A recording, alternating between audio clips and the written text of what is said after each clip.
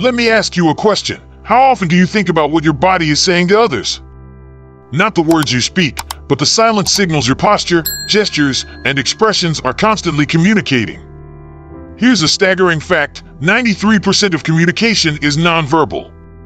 That's right, before you even utter a word, people have already formed an impression about you.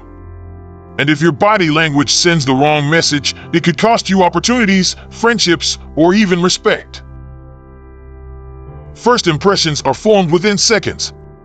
A slouch, a frown, or even too much fidgeting can signal insecurity, lack of confidence, or disinterest. These subtle mistakes often go unnoticed by the person making them, but they're glaringly obvious to those watching. So, what can you do to avoid these pitfalls? First, recognize the importance of your posture. Standing tall with your shoulders back signals confidence and openness. Avoid crossing your arms. They create a barrier that makes you appear closed off or defensive. And don't forget about your face. A neutral, slightly pleasant expression helps others feel at ease. Remember, your body language is like a personal billboard, advertising who you are. Make sure it's sending the right message. Eye contact can make or break an interaction. Think about it. When someone avoids your gaze, you might think they're hiding something or uninterested. On the flip side, when someone locks eyes for too long, it feels invasive, even aggressive. Striking the right balance is key to building trust and connection. According to studies, maintaining eye contact for about 60 to 70% of a conversation creates a sense of engagement without overwhelming the other person. Avoid darting your eyes around the room, as it signals distraction. But staring someone down? Equally harmful, it can come across as intimidating or overly intense. Instead, use what experts call the triangle technique. Shift your gaze naturally between the person's eyes and their mouth during a conversation. This creates an impression of attentiveness while preventing awkwardness. Eye contact also plays a crucial role in expressing empathy and understanding. If someone shares a personal story, holding their gaze briefly can communicate that you're truly listening. On the contrary, avoiding eye contact might make them feel dismissed or unimportant. Mastering eye contact takes practice, but the rewards, stronger relationships, and deeper connections are worth the effort. Have you ever been in a conversation where the other person couldn't stop tapping their foot, playing with their hair, or checking their watch? Frustrating, right? Fidgeting is one of the most common body language mistakes, and it sends the wrong signals: impatience, anxiety, or worse, boredom. But why do people fidget? Often, it's a subconscious reaction to stress or nervousness.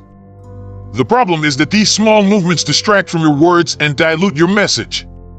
Imagine trying to convey confidence while drumming your fingers on a table. It doesn't work. To curb this habit, practice being present. Focus fully on the person in front of you. If you feel the urge to fidget, channel that energy into controlled gestures.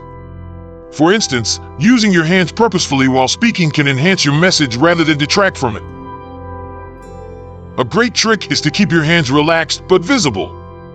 Hiding your hands, like keeping them in your pockets or under a table, can make you seem untrustworthy or nervous.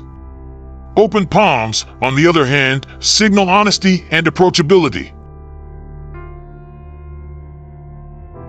Small adjustments to your movements can create a big difference in how others perceive you.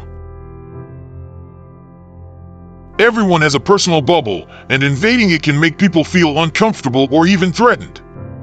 Studies show that maintaining an appropriate distance during conversations is crucial for positive interactions. The right amount of space depends on the setting. In professional environments, aim for about 4 to 12 feet of distance. For casual conversations, 1.5 to 4 feet is usually acceptable. But get too close, and you risk being labeled as intrusive. On the flip side, standing too far away can make you seem distant, both literally and emotionally.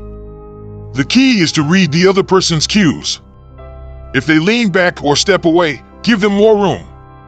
If they lean in, it's a sign they're comfortable with the current distance. To avoid awkward moments, think of personal space like a dance. Move in sync with the other person's body language to create a natural flow. Respecting boundaries shows respect for the person, and that's a powerful way to build rapport.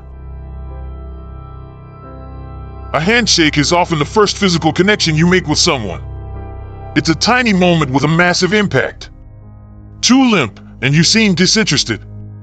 Too strong, and you might come off as aggressive. The perfect handshake is firm but not overpowering. Maintain eye contact and smile while shaking hands to exude confidence and warmth. Avoid holding on for too long. Around 2 to 3 shakes is ideal. Handshakes also vary culturally, so be mindful of the context. In some cultures, bowing or nodding replaces handshakes entirely. Adapting to these norms shows awareness and respect. A handshake isn't just a greeting, it's an opportunity to make a lasting impression. Your face is a mirror to your emotions, and people can read it instantly. A forced smile? People notice. A furrowed brow? It signals stress or anger. Pay attention to your natural expressions. When listening, nod occasionally and keep your face neutral but engaged. Smiling genuinely can make you appear approachable and likable, but don't overdo it, it can seem insincere. One common mistake is letting your face fall into a default expression of disinterest or fatigue. Practice maintaining a slightly pleasant expression, even when you're not actively engaged in a conversation. It takes effort, but the rewards, better relationships, and improved communication are worth it. Your facial expressions can either draw people in or push them away. Choose wisely. Mirroring is a subtle but effective way to build rapport. It involves matching the other person's body language, tone, or gestures to create a sense of connection. For example, if someone crosses their legs, you can do the same. If they speak softly, lower your voice slightly. Mirroring helps others feel understood and creates a subconscious bond. However, avoid overdoing it, it can come across as mocking. The goal is to reflect, not mimic. When done right, mirroring can transform the dynamics of any conversation. Now that you know the common mistakes and how to fix them, it's time to take control of your body language. Practice these tips daily until they become second nature.